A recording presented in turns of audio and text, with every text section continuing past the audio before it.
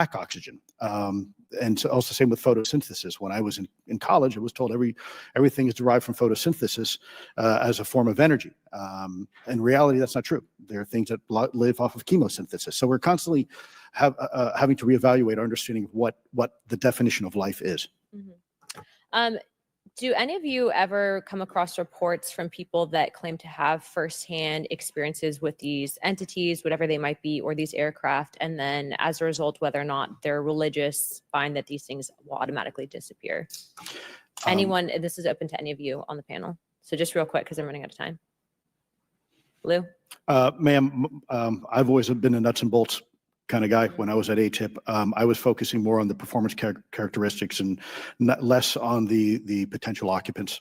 Okay, the reason I ask is because it seems like, just based on our conversations, that we've had people that say that there are good and bad of whatever these things are. And so my concern from a national security perspective is A, that true? B, are you guys hearing the reports of that? And C, I think moving forward in regards to technology, Mr. Gold, if you can answer this real quickly, some of these aircraft, it seems that they are operating off of energy that we don't currently have. But just yes or no, in your opinion, if we were able to obtain that, would that impact humanity for the better or negative? Would certainly save us some money on funding on Artemis. Definitely. And this is a national security issue, that if there is such technology out there, we're not the only country that might have access to it. We don't want to be on the wrong end of technological surprise. Okay. Thank you guys for your time. All right, thank you. I will now recognize Mr. Garcia for 5 minutes. Thank you, and I apologize for stepping out. My governor is here upstairs, so I'm trying to get in between meetings, so apologize for that. I want to just start by just asking everyone on the panel or witnesses, and I had a chance to read all the testimony before, but just to set the agenda, just if we can go down real briefly, do you believe, just for the record, that the federal government, any part of the federal government, is knowingly concealing evidence about UAPs from the public? Yes, sir.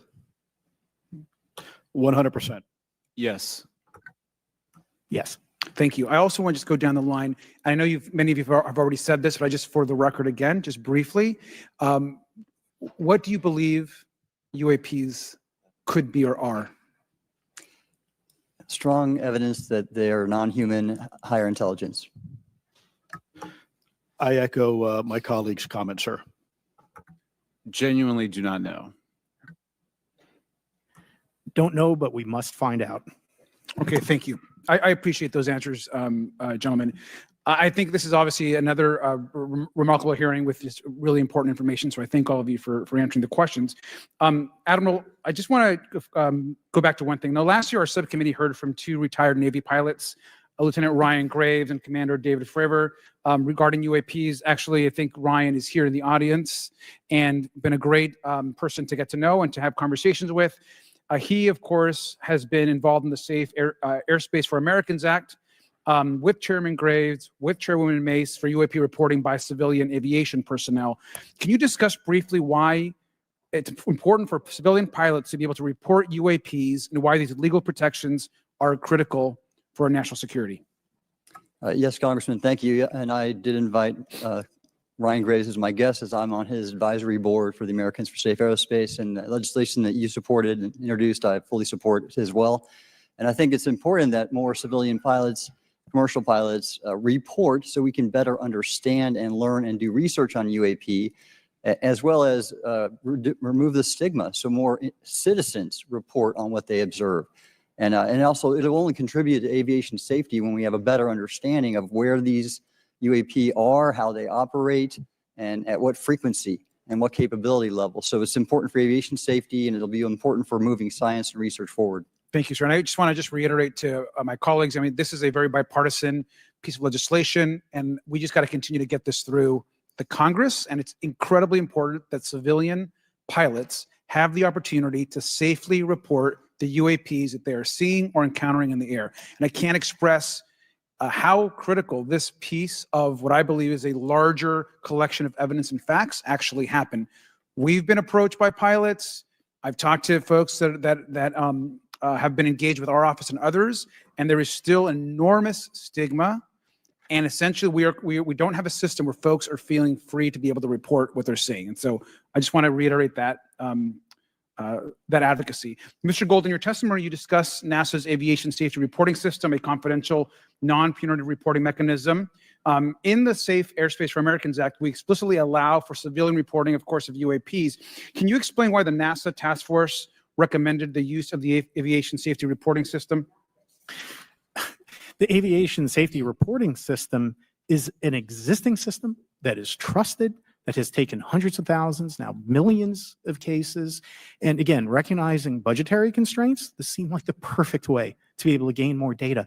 And when it comes to the stigma, sir, it's something that pilots are used to reporting on, that crew is used to reporting on. So it's a great way to get data, to overcome the stigma without spending really that much more additional money since the system exists. Thank you so much for your support of that. Thank you for what Ryan Graves does. This is a common sense means to expose the truth of UAP for the purpose of this hearing. Thank you. And I just want to also add, now earlier this year, as part of the House Defense Authorization Bill, the NDAA, I had filed an amendment to include the UAP Disclosure Act, which would create a UAP records review board and exercise with exercise of eminent domain over UAP-related material, modeled actually on the JFK Assassination Records Collection Act, which is widely known. Now, the amendment was blocked, but thankfully the Senate included the amendment by Senator Rounds and Schumer for the UAP Disclosure Act. So I just again want to say that we should be pushing and ensuring the UAP Disclosure Act, which is bipartisan in its support, should move forward. And if I can just briefly, particularly Admiral, can you just briefly, as I close my time, explain why the UAP Disclosure Act would be critical for us and our national security? Thank you, Congressman. Yes, I believe the UAP Disclosure Act is important for national security, as well as advancing potential socioeconomic benefits resulting from UAP research, as well as public safety, as we referred to previously regarding aviation. And this act will allow for greater transparency and open research. And that's why I'm also a member of the UAP Disclosure Fund as an advisor, as in the Sol Foundation, as an advisor, senior strategic advisor, which is advocating for the same. Thank you very much. I yield back. All right, thank you. I'd like to recognize Mr. Biggs for 5 minutes of questioning. Thank you, Madam Chair. Thank you for holding this committee. Thank you to the witnesses. Admiral, the video that is called the Go Fast video, the email that you've talked about being deleted, I just want to briefly cover this. You said that the email, the author was asking whether any of the recipients were aware of the classified technology demonstrations that it could explain the objects that were observed. And then you said the email disappears. Then you guys have a series of meetings. The commander of fleet forces and his operations officer never discussed the incident again. Is that right? Is that accurate? That's accurate, sir. And even during weekly meetings, it was never discussed again. My question for you is, you were in those meetings. Did you personally hear that nothing was going on about that? Yes, sir. I was in those meetings, and Did you make inquiries about that? no, I did not, sir, because I inferred, since I had been read into other special access programs, that this UAP video was part of one that I was not read into, or any of the recipients, or the author of the email, and that an intelligence agency basically pulled it back and instructed the author of the email, hey, this is, you just conducted what they call spillage into a lower classification level. And when that's done, the procedures are basically to remove any of the communication. You're going to silo it. So, and you, Mr. Elizondo, you said in your report and your testimony today, a government work on the UAP subject still remains classified. Excessive secrecies led to grave misdeeds against loyal civil servants, military personnel, and the public, all to hide the fact that we are not alone in the cosmos. Fair? Yes, sir. All right. And all of you, and Mr. Schellenberger, by the way, I've read several of your books, Mr. Schellenberger, excellent stuff. Thank you. What I would say too is, you were asked about the veracity of the author of this report. You're comfortable with the veracity? Yes. Okay. And then, and I'll get to you in a second, Mr. Gold. We'll talk about Kuhnian and Lakatoshian scientific advancement and how we're obviating that through these processes. But we'll get to that in a sec, because what I want to really get to is the ultimate question it really becomes this: for what purpose is the federal government overclassifying, because that's what they're doing, they're overclassifying and forbidding the public for getting access to this? And if you know, if you have an explanation, I'm curious because I know what I've been told. I just want to know from your perspective, why do they overclassify? Mr. Elizondo, you look like your finger on the button, ready to go. Yes, sir. Forgive me. I think there's several reasons. I think at the time when this reality became evident to the U.S. government, we were in the middle of the Cold War with then Soviet Union, and we did not want to tip our hands to what our knowledge base was on this topic. We did not want to broadcast that to The Cold War's long over. It is, sir. It is, sir. There's also then the philosophical argument that the Department of Defense and the intelligence community is solution oriented. And when you don't have answers, it's a really tough spot to be in. It's easier to be quiet and suppressed than if you don't have the answer. Indeed, sir. In fact, there's a very real example when we built the U-2 spy plane and flew it over then Russia, and we're taking reconnaissance. And when we first started flying the aircraft, it flew so high and so fast, we thought they weren't tracking us. In reality, they were tracking every flight. It wasn't until the Russians could develop the SA-2 surface-to-air missile and successfully shoot them down. I would suggest to you also, along with Lakatos and Kuhn, you also have a problem with Kenneth Arrow's path dependence or increasing returns. That's one reason why they won't disclose it. It's too painful to admit. But I just want to read a couple things from Mr. Schellenberger's what he gave to us today, because I think this is interesting stuff, and I just want to convey this to you. On USG networks, there exists infrared footage of and imagery of a grouping of vessels engaged in SIGINT and mass collection at night in a specific area of the Pacific Ocean. This footage, which was in close proximity to the vessels, a large equilateral triangle UAP suddenly appears directly over the ships.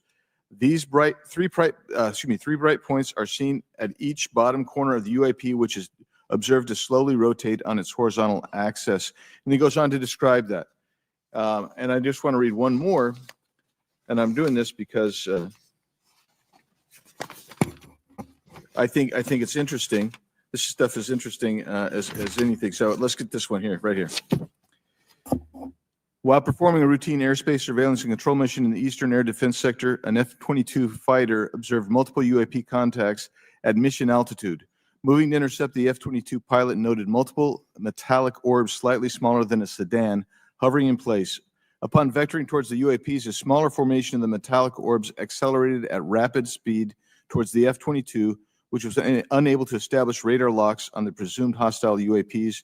The F-22 broke trajectory and attempted to evade, but was intercepted and boxed in by approximately 3 to 6 UAPs. And then I'll leave that there, but because I just have no more time left. Well, she's not looking. So let's just get into let's get into part of this. I thought I would be saved by the bell. No. Let's talk about Kuhnian, Lakatoshian type of scientific development, and the problem that we have here is you have institutional blockage of what would be normal development of scientific ideas. And if you want to expand that, Mr. Gold. We're over time, so be very fast, please. I'll just say I'm a recovering attorney, so please take it easy on the science. But all breakthroughs have been heretical at first, and that's the challenge that we face, particularly with something as extraordinary as this, which is why gathering the data is so important. And I'll just end by saying, by the way, the overclassification of material is in no way limited to UAP. That is occurring throughout the government, as well as the inability to get people classifications in a timely and efficient manner, and then to have those classifications be broad enough to be useful. So this is a larger issue that I hope that Congress will look at. Thank you. Thank you, Mr. Biggs. I've been generous. All right, Mr. Burleson, I'll recognize you for 5 minutes of questions, please. Thank you, Madam Chair. Mr. Elizondo, does any branch of the United States government or defense contractors possess technology?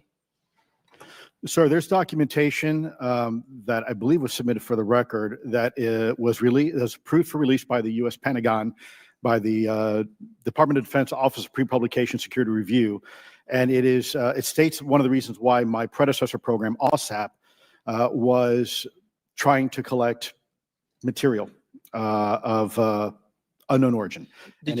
Was it successfully collected? It was not. What happened is that there was an aerospace contract company that requested to divest itself of the material that was collected in the 1950s. Right. Unfortunately, that didn't actually occur. So let's dive into that. That's the Bigelow Airspace, correct? So yes, sir. there was a journalist, Christopher Sharp, who said that there was a transfer between Lockheed Martin, Bigelow Aerospace, and the CIA allegedly blocked this. Can you describe that? What I can say is that it was blocked. Why it was blocked, I can only surmise. I was part of some conversations later on with some of those contract personnel where they had told all of us that is accurate. What we required was a memo from the Secretary of the Air Force in order to make that complete, and that never occurred. And so when Secretary Mattis became Secretary of Defense, I decided it would be appropriate for me to try to receive a memo from him as SecDef, as Secretary of Defense, if we could not get a memo from the Secretary of the Air Force to transfer that material. So if that material exists today, who's in possession? Sir, I wouldn't be able to have that conversation in an open hearing. We'd probably have to have that. Okay, my question to you then is, if we were in a secure setting, if we were in a SCIF, would you be able to provide or get access to something, whether it's a visuals or material that we could put our hands on, or biologics that would convince me, that would show me that we have non-human origins? Sir, that decision would not be mine. That would be to the gatekeeper still in the U.S. government. And who would we, so if you were in our shoes, where would you go from here? How would you get that information? A lot of times we just don't know who to ask because we don't know where to go next. So if you were in our shoes, where would you go? Well, I prefer to answer that question in a closed session. However, we established Aero for that very purpose. And unfortunately, under its previous leadership, it failed. So one would hope that they would have the authorities necessary to do that. Let's hope that this new iteration of leadership will be successful. In the discussions, it's simply about material, or is there discussion about it was previously testified that there's biologics that were collected. Are you aware of any of that? I am, sir, aware of the reporting that biologics have been recovered. Again, my focus was more nuts and bolts, looking at the physical aspects of these phenomenon, how they interacted around military equities and nuclear equities. So I'm certainly not a medical expert. I would not be able to probably provide you a whole lot of value in that simply because I don't have the expertise. But was anything described as that we have possession of bodies? Yes, yes. We have is it multiple types of creatures, or? Sir, I couldn't answer that. I can tell you anecdotally that it was discussed quite a bit when I was at the Pentagon. The problem is the supposed collection of these biological samples occurred before my time, in fact, before I was even born. And was this part of the Lockheed Martin discussion, or is this the biologics is a completely separate? Separate yet related. Okay. Has anyone made contact? Sir, I'm sorry, could you specify? Has there been any, to your knowledge, any communication with a non-human life form? So the term communication is a bit of a trick word because there's verbal communication like we're having now. The problem is you also have nonverbal communication. And so I would say definitively yes, but from a nonverbal meaning, when a Russian reconnaissance aircraft comes into U.S. airspace, we scramble 2 F-22s, and we are certainly communicating intent and capability. I think the same goes with this. We have these things that are being observed over controlled U.S. airspace. And they're not really doing a good job hiding themselves. They're making it pretty obvious they have the ability to even interfere with our nuclear equities and our nuclear readiness. Is the United States government and our contractors, are they pulling technology from this? Or they're reverse engineering this? Sir, as I previously stated, and please forgive me, I am not authorized to discuss specifics about crash retrievals. I signed documentation with the U.S. government. What I can say was, after a very thorough review process by the Pentagon, what I wrote about. And that was my limit, unfortunately, that I was given. Thank you. Yes, sir. Thank you. I would now like to recognize Mr. Timmons for 5 minutes of questioning. Thank you, Madam Chair. Mr. Elizondo, you just said something interesting. You said they don't seem to be hiding. They don't seem to be hiding. The UAP sightings are becoming increasingly brash, if you will. And, we've been hearing about these for years, but they've generally been isolated and not as consistent and over critical military installations. Would you say that's fair? Is this becoming increasingly often? Is it happening more and more? Great question, sir. Let me see if I can answer this for you. Certainly, there seems to be some indication that they're being provocative, meaning that they're in some cases literally splitting aircraft formations right down the middle. So that's an air safety issue. The question is it the frequency increasing? And the response is it depends. Yes, it's possible that there is an increase in frequency, but it's also possible that there's heightened awareness now, and there's also more pervasiveness of technology out there that's collecting this information and that can record this information. So we're not quite sure yet if it's actually an increase in numbers of these events, or is it that we have better equipment now that to record these things, and we have a better ability, if you will, to analyze these things. And that's my next question. It seems that a lot of these sightings occur near military installations. Do you think that these UAPs are intentionally targeting military installations, or do you think that we have increased abilities to monitor surrounding the military installations? Sir, maybe both. Part of my concern is we have something in the Department of Defense and the intelligence community called IPB, initial preparations of the battle space. And we use equities like ISR, intelligence, surveillance, and reconnaissance, and other type of equities and technologies to prep the battle space. And certainly, if I was wearing my national security hat, even if there was a 2% chance that there was some sort of hostile intent here, that's 2% higher than we really can accept. And so we must figure out, there's a calculus, capabilities versus intent, in order to identify if something is a national security threat.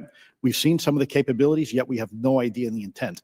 And so this is why this discussion is somewhat, I think, problematic from a governmental perspective, because we have no idea. Sure, thank you. Mr. Schellenberger, you're particularly familiar with the Langley Air Force Base incident a year ago? Are you familiar? Just from what I read in the Just news. from what you've read? Yeah. I would imagine a large percentage of the American population became aware of that with the Wall Street Journal article. Would you agree with that? Yes. And were you aware of that incident prior to the Wall Street Journal article? No. To the rest of the panel, was the Wall Street Journal article the first time that y'all were made aware of what was essentially an over 2-week UAP frenzy over Langley Air Force Base? Were y'all aware of this prior to the Wall Street Journal article? Anybody? Show of hands. Yes, sir. Dr. Guyette, could you give me how did you become aware of it? A colleague of mine who I referenced previously, Chris Mellon, he wrote an extensive article about this, that there were other incursions of drones over Langley before this, as well as many, many military installations over the last 5 decades. And it's my understanding that there's been an ever increasing in number, and I'm trying to think how to say this because I wear 2 different hats. I'm still in the Air Force. So, I mean, it seems that they're becoming increasingly brash. And the question that we really have to figure out is is it China or is it non-human? And I think that's the biggest question the American people want to know. If it's China, it's scary because they have a lot of technology that we cannot explain. And if it's non-human, that's scary because we don't know the intent. Would you say that's fair? Yes, Congressman. And in fact, I really believe that we should use this hearing as a catalyst to improve and bolster our air defense capabilities and our maritime domain awareness capabilities, because obviously there are holes in it, whether it be UAP of non-HI direction or NHI direction, or as you say, sir, China or any other adversary. Are you all aware of any task force at the Pentagon or in the national security apparatus that's trying to assess the answer to that question? At the current moment, sir, no, but this is a great point. From 2020 to 2022, there was a UAP task force in the DoD succeeding where Mr. Elizondo worked, led by Jay Stratton, who had the first comprehensive whole of government approach to UAP, which involved pathways to declassification and to increase transparency, as well as assessing the national security risks of UAP. This was a really well-established approach, and we have all advocated that something like it return. I'm running out of time. The last thing is that we need authorities. The law enforcement, military do not have authorities to actually engage, and Congress needs to act to give those authorities to local law enforcement and the military so they have clear guidelines on how to assess these issues going forward. I yield back. Thank you. Thank you. I'd like to recognize Ms. Boebert for 5 minutes of questioning. Thank you, Madam Chair. Now that we have all been cautioned in this committee hearing that the mention of Pentagon's Immaculate Constellation program could put us on a list, well, I already find myself on many lists, I'm sure. So I speak my mind often, so why not just keep going with it? May as well just go all out and say it. The earth is flat, birds are government drones, and we've never set foot on the moon, and Joe Biden received 81 million votes in the 2020 election. So let's just see how many lists we could get on here today.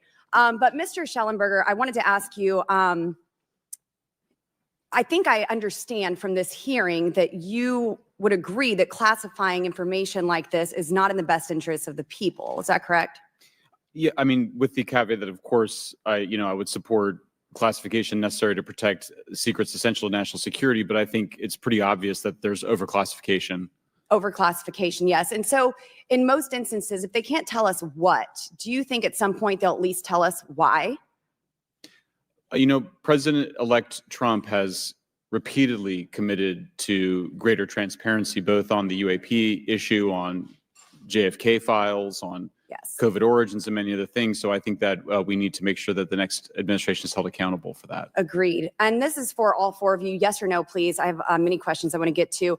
Are there any known instances of recovered materials or technologies that are not of human origin and maybe connected to any advanced bioscience defense programs within the USG? I don't know. I wouldn't be able to answer that, ma'am. I don't know. I don't know. Okay, so there are rumors that have come up to the Hill of a secretive project within the Department of Defense involving the manipulation of human genetics with what is described as non-human genetic material, potentially for the enhancement of human capabilities, hybrids. Are any of you familiar with that? Yes or no? No, ma'am. I am not, ma'am. I'm not. No, ma'am. Okay, I would like to know, with Immaculate Constellation, how does this relate to UAP activities, Mr. Schellenberg, in oceanic environments? Are there any instances where the Navy or other maritime forces have encountered UAPs that could not be explained by known technology or natural phenomena?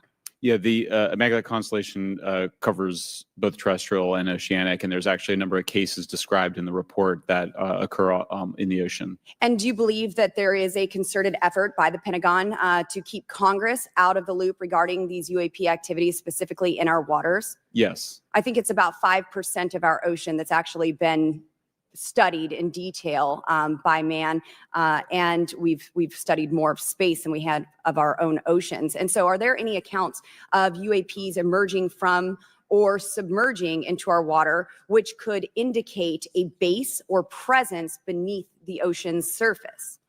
I don't know about a base, but as I mentioned, I had a different source entirely describe this pretty extraordinary footage that exists of orbs, of an orb coming out of the ocean and being met by another orb.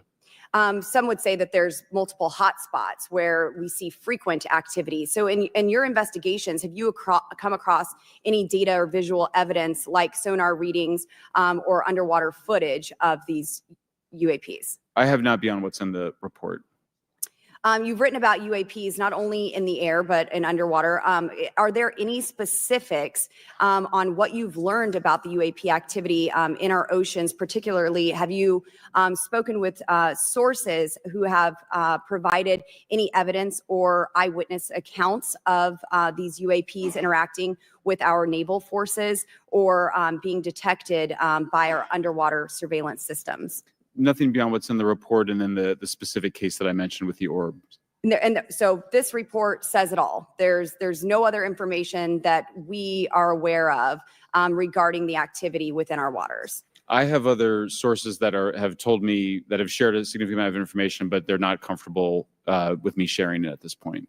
Okay. Are there any technological capabilities observed in these oceanic UAPs that seem to defy our current understanding of physics or our engineering capabilities?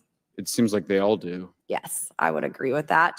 My time is up, but I do appreciate your bravery, your courage for coming here and speaking today. And seems like there's still some questions that we need answers to, and we will not relent until we get those to the American people. Thank you all. Thank you. I move to allow myself and the ranking member 5 additional minutes for questions without objection, so ordered. Mr. Elizondo, were you read into the Immaculate Constellation program? Ma'am, I would not be authorized to confirm nor deny the existence of any ongoing or past program, especially as it relates to a special access program, either by name or trigraph. Okay. And then does the U.S. government or private contractors, do they work with other foreign countries, China, for example, to exchange data, quote, from a source, that intelligence data about UAP? Let me, if I can answer that a little bit more generally, ma'am, if I may. We do have foreign material exploitation programs. That is something that is widely known, and that term itself is unclassified. How exactly that works becomes a bit sensitive.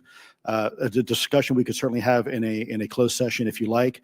We do work with international partners and allies quite often, not just in military exercises and workups, but in other intelligence efforts as well. In terms of material that's given to private contractors, is certain material given to certain contractors because of their experience? So for example, if it's related to submerged and undersea propulsion, would it go to a general contractor like General Dynamics? Yes, ma'am, absolutely correct. Different contractors have different levels of expertise. What's Lockheed's expertise Aerospace, ma'am. in the UAP space? That's all that they wouldn't do submerged. No, I didn't say that, ma'am. Okay. Lockheed Martin and others do quite a bit of work, both in our atmosphere, in space, and even underwater. There are certain efforts to.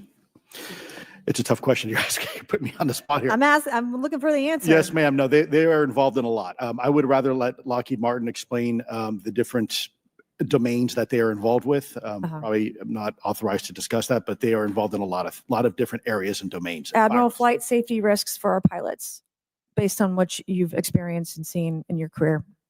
They're extensive. And the one exercise I referred to where I received the email that was then deleted was the pilots. And this is worth bringing out. There are debunkers out there who have said the Go Fast video was just a balloon. That was only one video that was released. There were dozens of these encounters that pilots, friends of Ryan Graves, who's in this room right here, witnessed and caused significant safety concerns. And to almost call out and exercise it and shut it down, which is very compressed, and the carrier's getting ready for deployment, and the pilots have to get certified to land on a carrier. It's extreme, to say the least. All right, I have two last questions. Real quickly, Mr. Schellenberger, how do we get more whistleblowers to come forward? Well, this hearing is very important, and obviously, I can't encourage whistleblowers to obtain information, but I can guarantee that I will protect them and go to prison to protect their identities if they come to me. Yes, sir. Okay, my last question. The first hearing we had on this, I'd never been briefed on UAPs or what they were, biologics, non-human, et cetera. How would you define, each of you, my last question, how would you define non-human biologics, non-human intelligence? What are we actually talking about? Admiral, and we'll go down the line. I don't think it's a stretch when you look at the diversity of life on this planet and the size of this universe to think that there would be more diverse, higher order, non-human intelligences throughout the universe. And that's probably what's visiting us. I would take the scientific approach. The definition would be the ability to react to a stimulus in a manner that requires an intellectual thought process. I just don't know. I think we must be modest in our assumptions that we're looking for intelligence. That could be biological. It might not. Non-biological, but what non-biological intelligence, what does that mean though? Artificial intelligence, ML, machines. We assume that all intelligence would be like us. And every time we look out in the universe, we are humbled relative to what we don't know in terms of the forms of intelligence and what it may take. I can assure you, I probably can't ask you your question, but I think the ultimate answer is going to surprise us all. And then Mr. Garcia, you had a few closing hremarks. And I know we're about to hit votes here, so I'll be brief. Just I want to thank you all for being here. I want to thank Chairwoman Mace especially for holding this important bipartisan hearing. And I want to thank all the committee members that are interested in this topic. I think our commitment to all of you and all the folks who have contacted us, and certainly to the advocates and the pilots, is that we need to continue investigating UAPs. I think the country is owed explanations and ensure that the safety of national security is always protected. This is a conversation and questioning that must continue. So I'm very grateful to all of you. And I also just want to add, just personally, I think it's really important for me. Two things guide my questioning and my observations on UAPs. One is we should always be guided by facts, science, and data, and stay serious on those issues. And the second thing is, I think that we should not limit our imagination and our thoughts and our curiosity on what UAPs could actually be. And I think those two things for me are really important, and I'm grateful for all of you to be here. So with that, I yield back. Okay, and we have Mr. Ogles, who is on the way. He's going to be here any second. Is that correct? Want to check, and he'll be the last member with questions that we have today, and then we have votes. So we want to thank you all for being here. I want to thank Mr. Garcia and folks on both sides of the aisle for being here today and being patient. We have a lot more questions, and I hope that this will open the door to more hearings in the future. I obviously would like to know how much taxpayers are spending on this. You have the right to know, but also if we're spending money on something that doesn't exist, why are we spending the money? And if it does exist, why are we hiding it from the public? And of course, our national security is a huge issue, because if there's technology that could harm us or our allies that are in the hands of our adversaries, we obviously want to stay ahead of that to the best of our ability to ensure that that technology is not in the hands of someone who could use it against us or our allies anywhere in the world. So, Mr. Ogles, you're just in time, babe. I will recognize you for 5 minutes of questioning before we head on out today.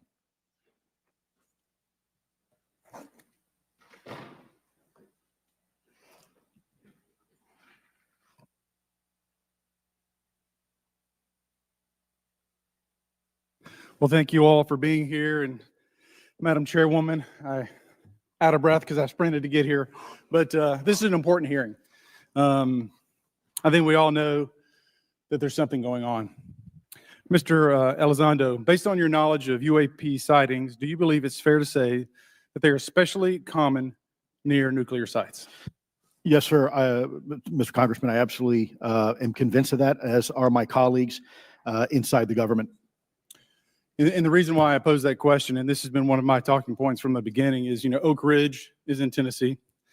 The so-called weather balloon that drifted, that we now know was controlled, it passed near Oak Ridge. It obviously is a sensitive site, both of interest to our adversaries and to whatever else this is.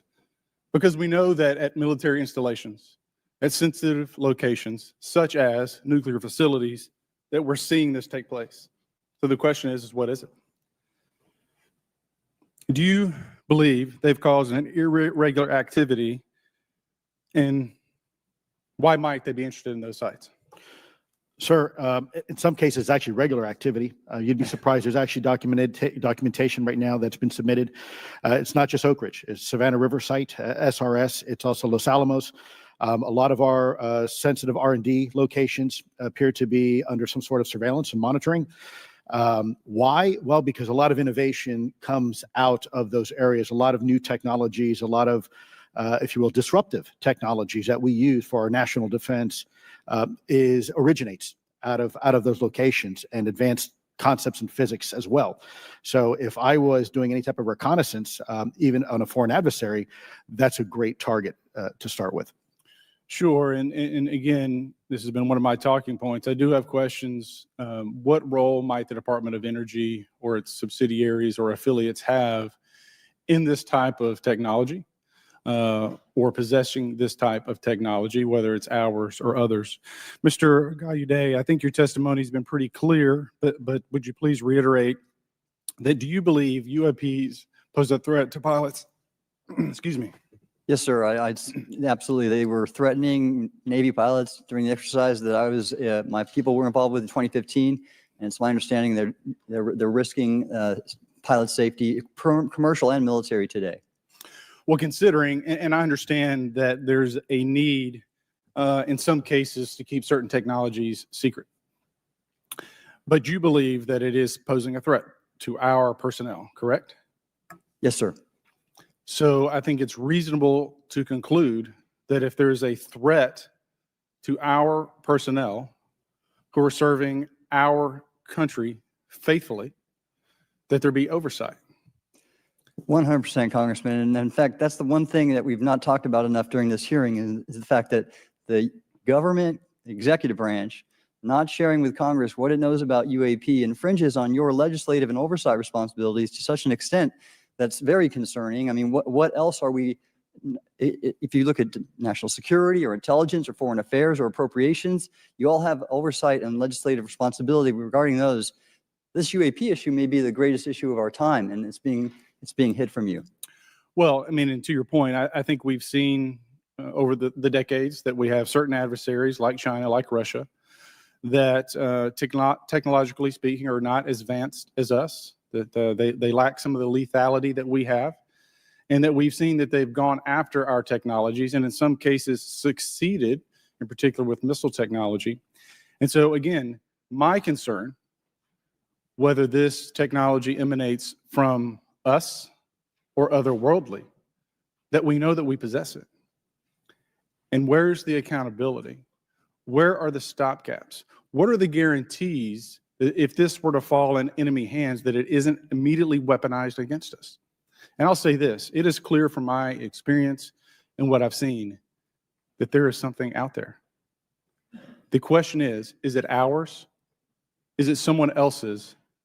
Or is it otherworldly? And Madam Chairman, I would posit that as the legislative body, as the regulatory body, we must know. And anyone who prevents us from gaining access to that information, I would consider that criminality. Because we have U.S. personnel who may very well be in harm's way. We have technology that ultimately may threaten our very existence. With that, Madam Chairman, I thank you for your indulgence, and I yield back. Thank you, Mr. Ogles. And with that and without objection, all members will have 5 legislative days within which to submit materials and to submit additional written questions for the witnesses, which will be forwarded to the witnesses for their response. If there's no further business without objection, the subcommittee stands adjourned. In Government Innovation and the Subcommittee on National Security, the Border, and Foreign Affairs will come to order. Good morning and welcome, everyone. Without objection, the chair may declare recess at any time, and I recognize myself for the purpose of making an opening statement right now.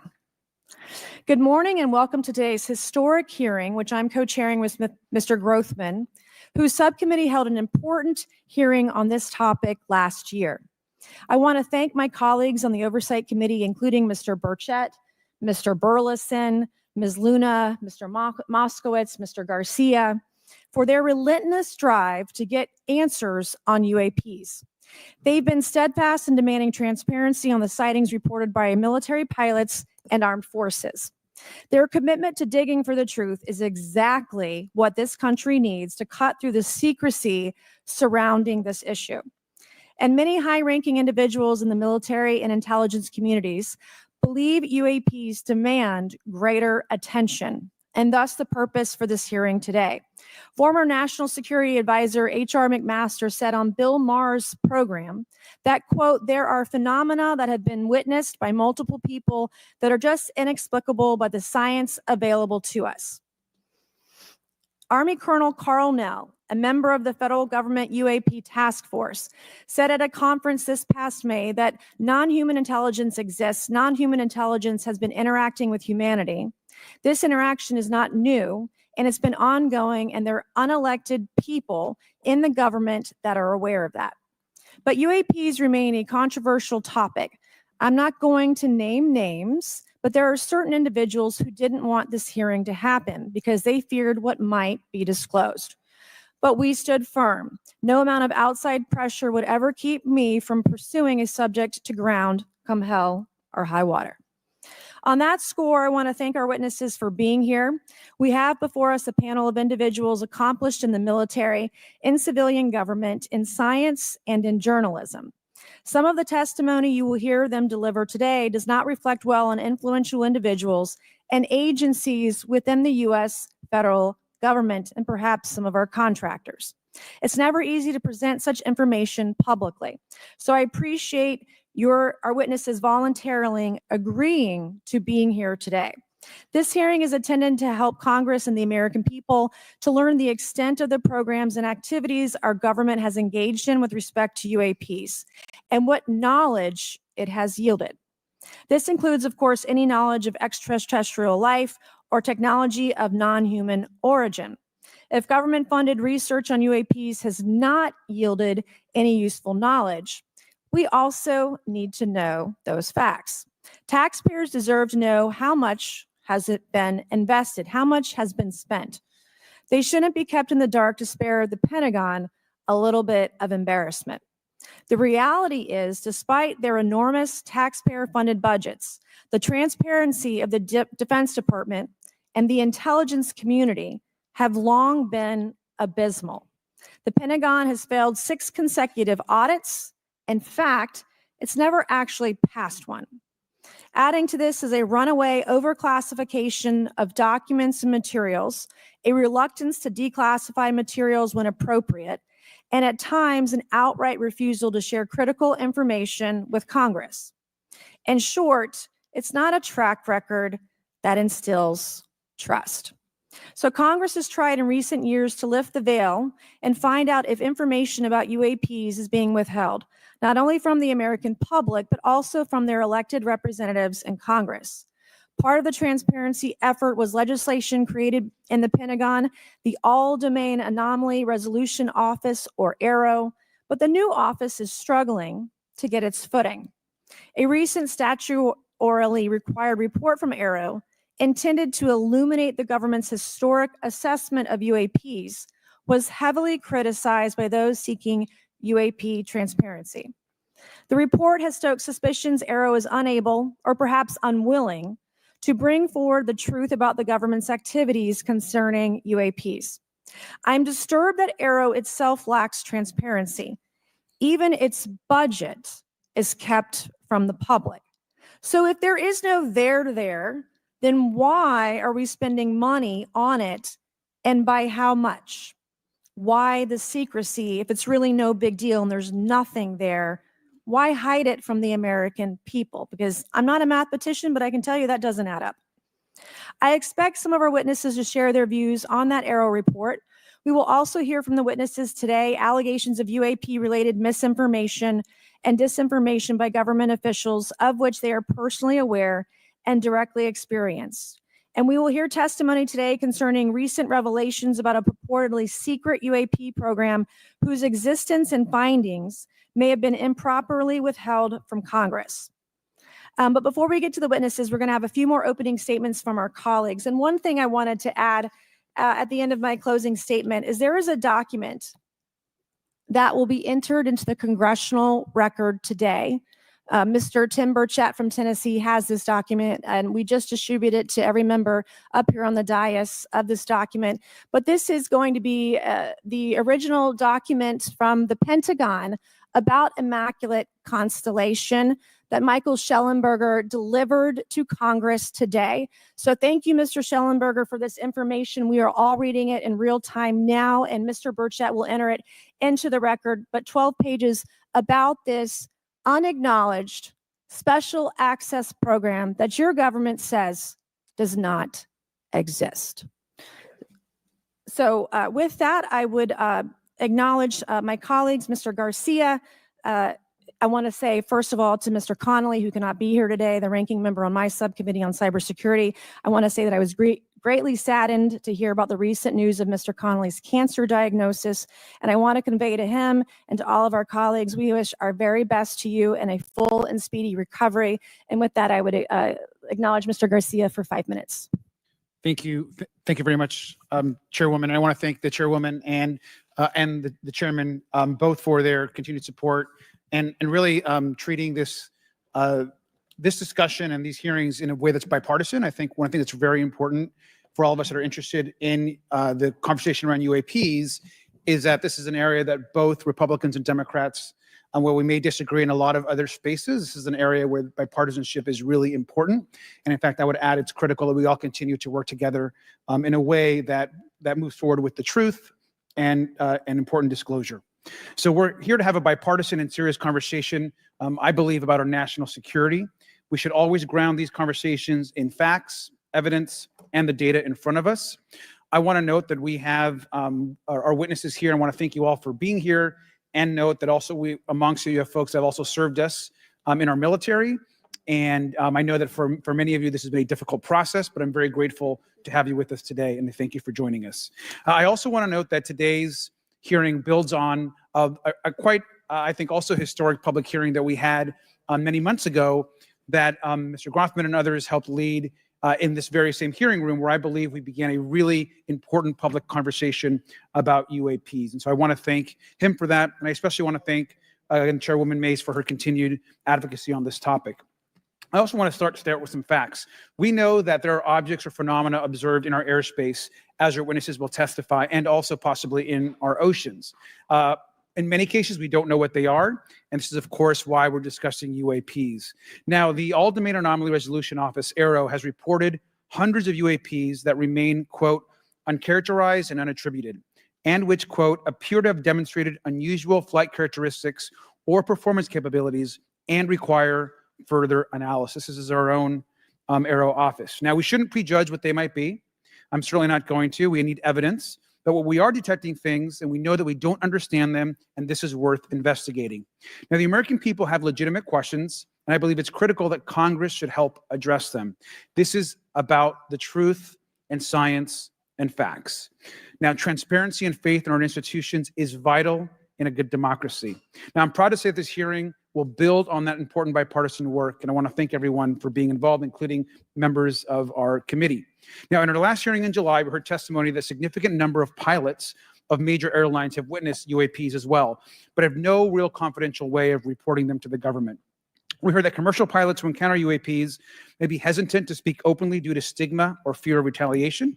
We also know that AARO has reported that, and I want to quote, that most reports still reflect a bias towards restricted military airspace, a result of reporting from military personnel and sensors present in such areas. And so the lack of ability for civilian pilots raises real safety concerns and limits our ability to understand UAPs. This is a particular piece of this conversation that I am very interested in. Now, our last hearing inspired us to introduce the Safe Airspace for Americans Act, joined by Chairman Grothman, Chairwoman Mace, and a bipartisan group of co-sponsors. I see some of our leaders from Safe Airspace for Americans Act here, and that would create a safe reporting for UAP process, which we want to continue to do. Now, members of both parties and senior officials in multiple administrations have now taken an interest in this issue. Mainstream media, in many cases, are beginning to take more of an interest in this issue, and we should all be proud to carry that work and build confidence for the American people. I believe we can always be more transparent. To me, this hearing and others are simply about the truth and getting to the facts of what these UAPs actually are. It's very important that we show that Democrats and Republicans in Congress can work together to cut through misinformation and look for a serious and thoughtful way to have the discussion in public. Many of us have also called for additional public hearings to discuss UAPs. This should be a topic that continues on throughout the Congress so that we can gather more information, data, and work with the relevant agencies to gather more information. Finally, I just want to add that those that are here on this dais, many of us have participated also in classified briefings as well, and where we have also gained a lot of important, I think, and interesting information, at least I personally have. And so with that information, we want to continue today's hearing, and I thank all of our witnesses for being here. And with that, I'd like to yield back. Thank you, Mr. Garcia. And I'm now like to recognize Mr. Grothman for a 5-minute introduction. Thank you. Good morning. I'd like to thank our witnesses for being here one more time. This is a topic I've been interested in since 8th grade. I'd like to thank Ms. Mace for working with me on this topic and for making this a joint subcommittee hearing. Last year, the Subcommittee on National Security, the Border and Foreign Affairs held an historic hearing to understand the potential national security risk of unidentified anomalous phenomena, or UAPs. We heard from former Navy Commander David Fravor, who shared firsthand experience with a UAP he engaged while on duty in the Pacific. We learned from David Gresh, a former member of the intelligence community, who revealed the supposed existence of secret government programs hidden from congressional oversight. Additionally, former military pilot Ryan Graves informed us of the limited ways in which the military and commercial pilots can report UAP sightings. Since that last hearings, I've led several briefings with government agencies to deepen my understanding of these issues. First, the Department of Defense Inspector General's office informed us that the Department of Defense does not have a streamlined process for service members to report UAP activity. Since then, the Joint Chiefs have implemented standards for UAP reporting across the services. The Intelligence Community Inspector General informed us that whistleblowers often fear retaliation for reporting mismanagement of highly sensitive government projects or information. Finally, AARO has expressed to the committee that, like any other federal government agency, it's faced challenges in its establishment, specifically in hiring staff to manage UAP historical records and coordinating with other federal agencies. While these agencies have been helpful to us in understanding the challenges that come from collecting UAP data, none of them have been able to substantiate the claims made at this hearing last year by David Grush. Despite our committee members endlessly questioning these agencies inside and outside of a SCIF, I hope our witnesses today will be able to provide evidence and content that is worthwhile to our pursuits of eliminating government waste and increasing transparency.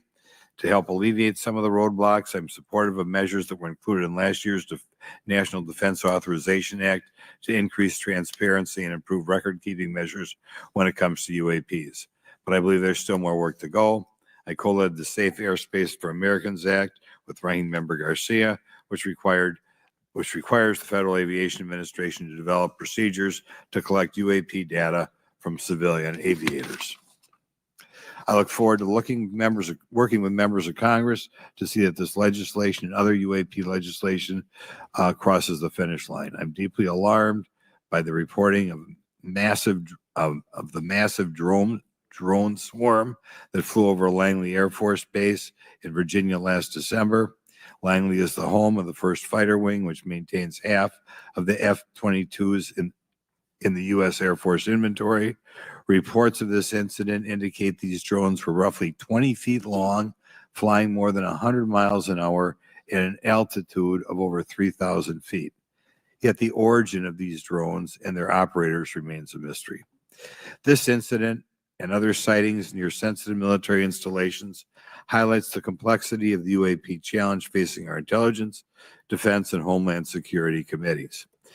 Whether these phenomena are the result of foreign adversaries developing advanced technologies or something else entirely, we must take them seriously, investigate them thoroughly, and assess their implications on national defense. The repeated UAP sightings around sensitive military sites underscores the need for innovative defensive strategies beyond traditional measures. They also highlight the urgent need for updated policies to address emerging threats, as well as more effective interagency cooperation and intelligence sharing. However, none of this is going to be possible without transparency. For far too long, critical information about UAPs has been either classified or ignored, leaving the American public and key congressmen without clarity needed to make informed decisions. Declassifying reports and fostering a more open dialogue about UAPs will not only increase the public trust, but also encourage collaboration between government, the scientific community, and our allies. Quite frankly, there's been things that have been kept secret that is, I think, old enough that there is no reason it shouldn't be released, regardless of any so-called, private information. A transparent approach will allow us to share insights, identify patterns, and develop new strategic defenses. As we continue to investigate these phenomena, we must do so with a mindset of protecting our country, advancing scientific discovery, and upholding the trust of the American people, who right now I don't think have trust. And it's just obvious. I don't have trust. We cannot shy away from the unknown, especially when the stakes are so high. I look forward to discussing these matters with the witnesses today. I'm hopeful we can learn from the testimony and come out of this hearing with actionable ideas to advance UAP transparency. Actually, the idea is just to say, in my mind, go back 15 years and everything has to be released. I'm hopeful that we can learn from their testimony and come out of this hearing. And with that, I yield back. Thank you. I will now recognize Mr. Moskowitz for a 5-minute introduction. Thank you, Chairwoman. Good morning, everyone. I first want to thank the chairs and ranking members for holding the hearing today on this topic and again having a second hearing. I want to thank the witnesses for coming forward today to share your expertise on UAPs and the need to build trust through transparency. But first, I want to mention, you might be wondering why Chairman Comer has allowed me to be a ranking member today, but it's really only because our dear friend, Jerry Connolly, is not here. As Chairwoman Mace mentioned, he was diagnosed with esophageal cancer, and all of us on this committee know Jerry, and he's a fighter. And we're praying for him and hoping for his speedy recovery. So today's hearing marks this committee's second meeting dedicated to UAP transparency. I was pleased, as I know all of us are, on the bipartisanship that existed in last year's hearing. And even though we can't talk about what happens in the classified settings, the bipartisanship that has existed in those settings with the questions members have asked. Last year's hearing was a great example of open dialogue about UAPs, and we must remain committed to sharing information with the American people. And I think you see that commitment based on the people here and the commitment across the political spectrum. I personally have worked with multiple members of this committee, but I want to particularly thank Congressman Burchett, Mace, Luna, and Garcia for working on bipartisan pieces of legislation. In recent years, Congress has taken numerous bipartisan steps towards greater transparency. In 2022, in the NDAA, we created the All-Domain Anomaly Resolution Office to investigate unidentified flying objects. Following Aero, along with ODNI, released an unclassified report on UAP sightings. Of the 366 sightings included in the report, 171 remain uncharacterized, with some of these appearing to have demonstrated unusual flight characteristics or performance capabilities. That's a nice way of saying we don't want to tell you what they are. In March, Aero revealed a report on the historical record of U.S. government involvement with UAPs, which covered investigatory efforts going back from 1945 to the present day. Earlier this year, I joined Congressman Burchett to introduce the UAP Transparency Act, which would require the declassification of all documents related to UAPs with many other members of this committee. In fiscal year 2024, the NDAA required the National Archives and Records Administration to establish the Unidentified Anonymous Phenomena Records Collection. This collection will include digital copies of all unidentified UAP records that can be publicly disclosed. This commitment in transparency is vitally important, and unnecessary overclassification has led to a void of information, which has allowed theories over the decades to foster. When the American people and members of Congress ask, are reports of UAPs credible, we're met with stonewalling. We're met with responses of, I can't tell you. And in fact, we're met with people not wanting us to have hearings. We're met with people not wanting us to ask you questions. In fact, many of us were told not to ask some of you certain questions on certain topics. In a time of heightened distrust of our government institutions, I believe more transparency is not only needed, but is possible. And obviously we can respect national security limits, but we also have to provide our constituents with the information and oversight that they have tasked us for. As part of this, government agencies must maintain open lines of communication with members of Congress. And there are regular questions that Americans have. What are UAPs? Are they real? Are they ours? How has this technology been developed? How do they get funded? Right? And now we've seen this has gone from a long time ago where you could discredit people because it's some guy living in a Winnebago. You're able to see people now. These are pilots. These are military. These are folks with serious backgrounds.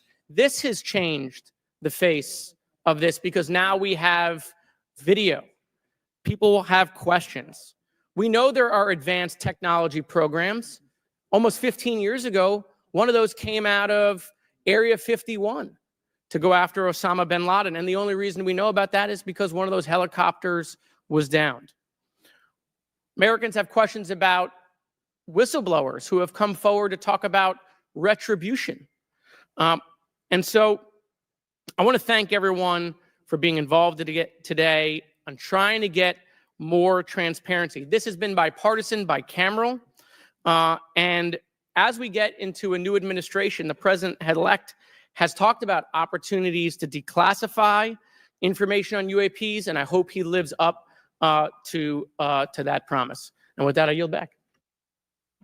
Okay, thank you, Mr. Moskowitz. And I would now, committee staff asked me to go ahead and I will do it, to enter into the congressional record this 12-page document that Michael Schellenberger brought today that describes the Immaculate Constellation government program.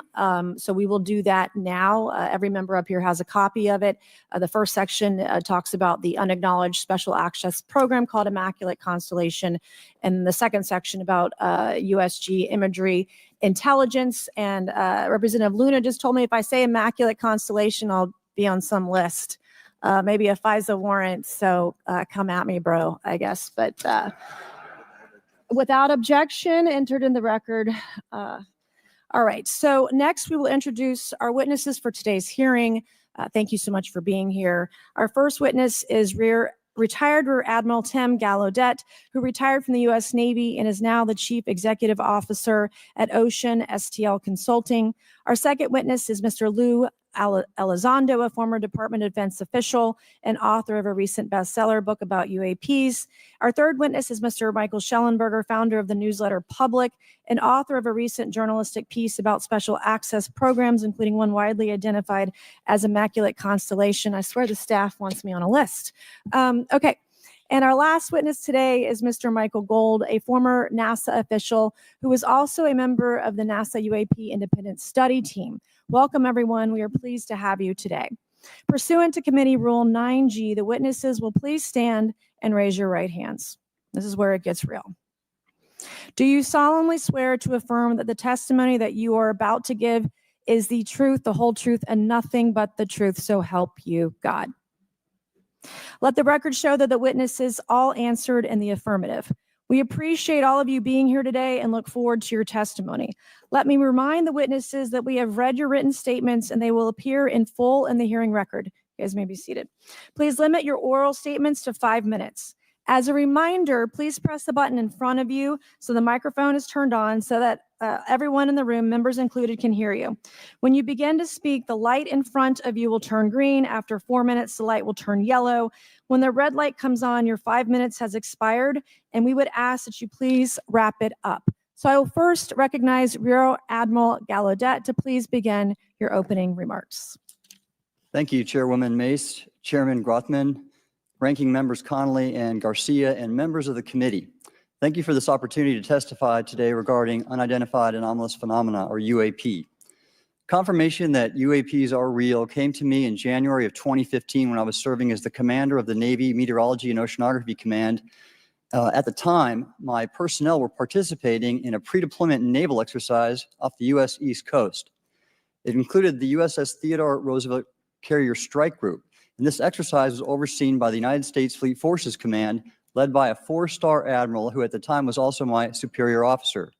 During this exercise, I received an email on Navy's secure network from the operations officer of U.S. Fleet Forces Command. The email was addressed to all the subordinate commanders, and the subject line read in all capital letters, "Urgent Safety of Flight Issue." The text of the email was brief but alarming, with words to the effect, "If any of you know what these are, tell me ASAP. We are having multiple near mid-air collisions, and if we do not resolve this soon, we are going to have to shut down the exercise." Attached to the email is what is now known as the Go Fast video, captured on the forward-looking infrared sensor of one of the Navy F-A-18 aircraft participating in the exercise. The now declassified video showed an unidentified object exhibiting flight and structural characteristics unlike anything in our arsenal. The implication of the email was clear. The author was asking whether any of the recipients were aware of classified technology demonstrations that could explain these objects. Because the DoD policy is to rigorously deconflict such demonstrations with live exercises, I was confident this was not the case.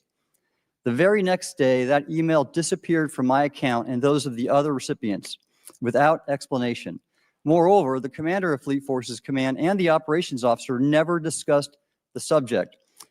Even during weekly meetings specifically designed to address issues affecting exercises like the one in which the Theodore Roosevelt Strike Group was participating. This lack of follow-up was very concerning to me. As the Navy's chief meteorologist at the time, I was responsible for reducing safety of flight risks. Yet it appeared to me that no one at the flag officer level was addressing the safety risk posed by UAPs. Instead, pilots were left to mitigate these threats on their own without guidance or support. I concluded that the UAP information must have been classified within a special access program managed by an intelligence agency. That is a compartmented program that even senior officials, including myself, were not read into. Last year's UAP hearing before this oversight committee confirmed that UAP-related information is being withheld from senior officials and members of Congress. And just this week, I learned from former DoD official Chris Mellon that satellite imagery of UAP from a few years ago still has not been shared with Congress.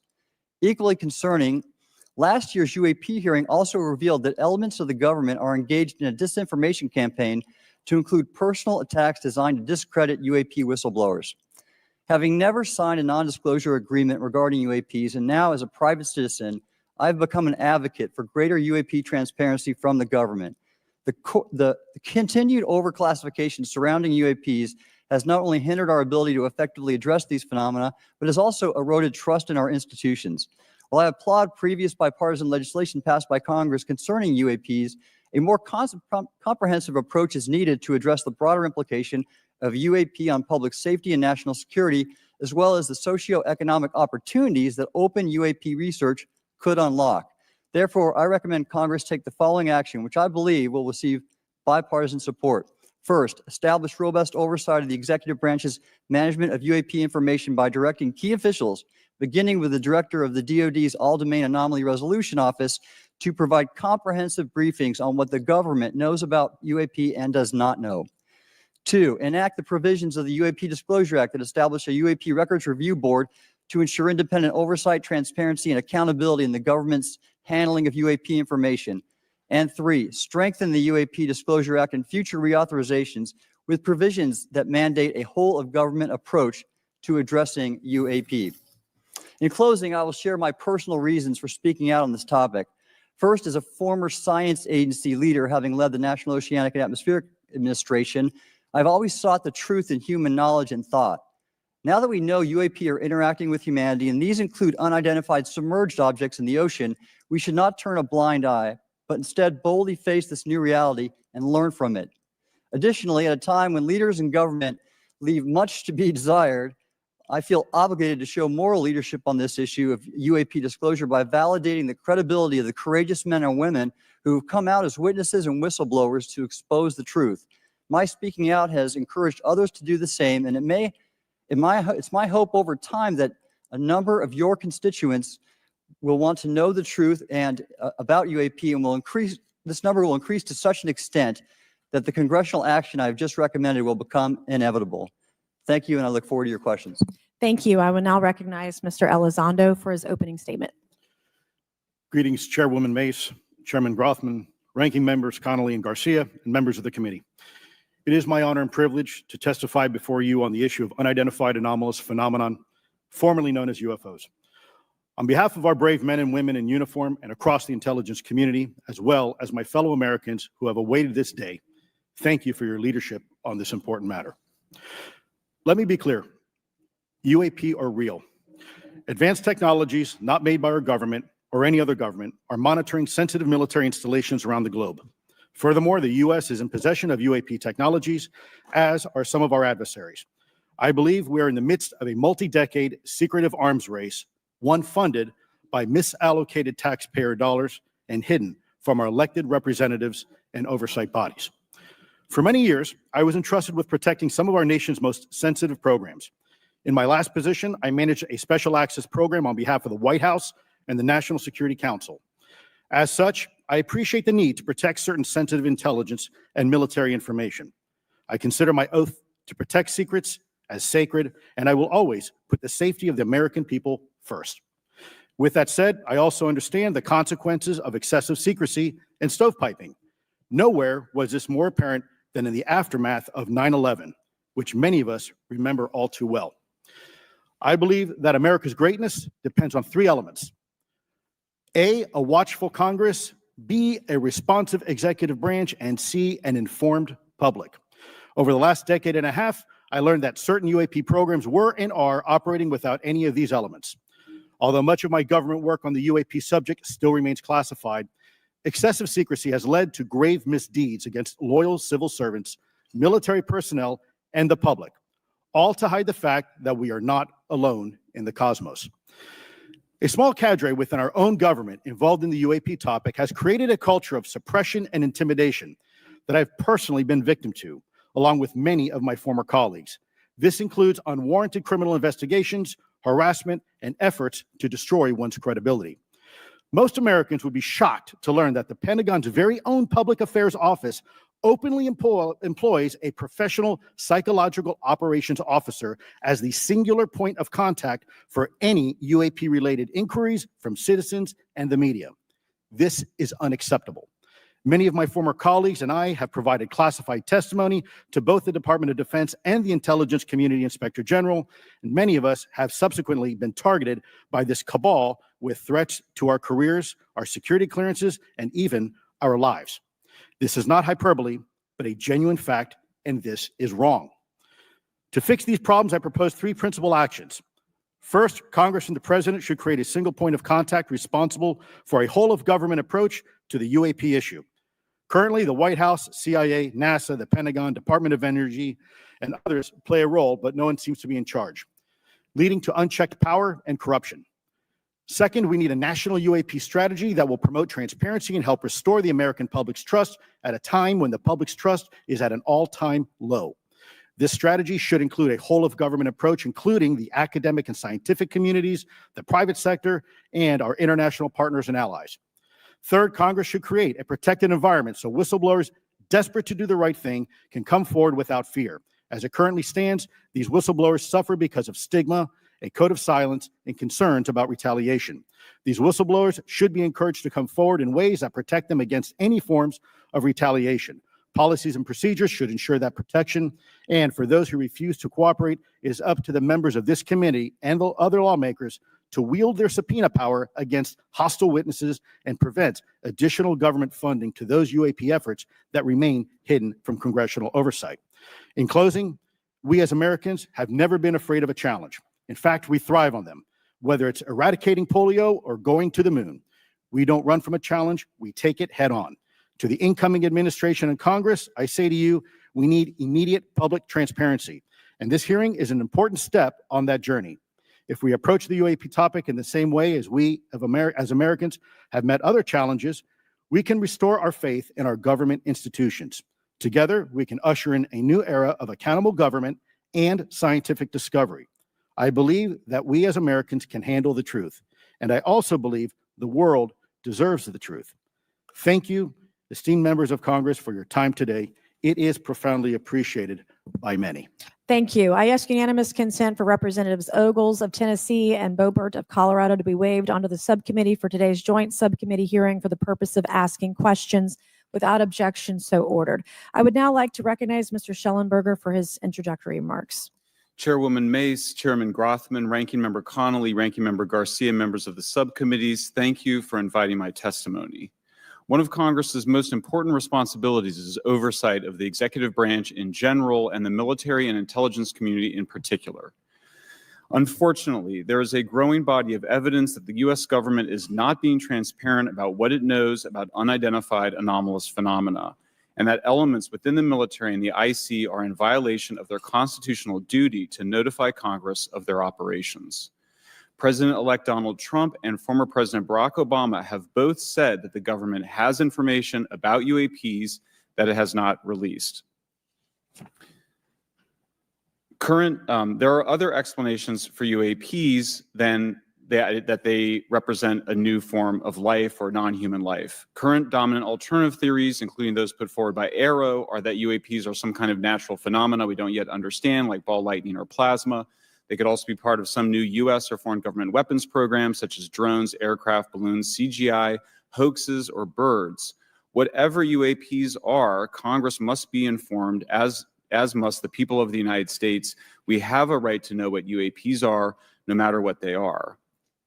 However, we now have existing and former U.S. government officials who have told Congress that AARO and the Pentagon have broken the law by not revealing a significant body of information about UAPs, including military intelligence databases that have evidence of their existence as physical craft. One of those individuals is a current or former U.S. government official acting as a UAP whistleblower. This person has written a report. This is the report that says the executive branch has been managing UAP NHI issues without congressional knowledge, oversight, or authorization for some time, quite possibly decades. Furthermore, these individuals have revealed the name of an active and highly secretive DoD unacknowledged special access program, or USAP. The source of that document told me, that the USAP is a strategic intelligence program that is part of the U.S. military family of longstanding, highly sensitive programs dealing with various aspects of the UAP problem. The new UAP whistleblower claims that the U.S. military and IC database includes videos and images taken using infrared, forward-looking infrared, full-motion video, and still photography. The report that was just shared with Congress says Immaculate Constellation serves as a central or parent USAP that consolidates observations of UAPs by both tasked and untasked collection platforms. Immaculate Constellation includes high-quality imagery intelligence and measurement and signature intelligence of UAPs, the whistleblower's report adds.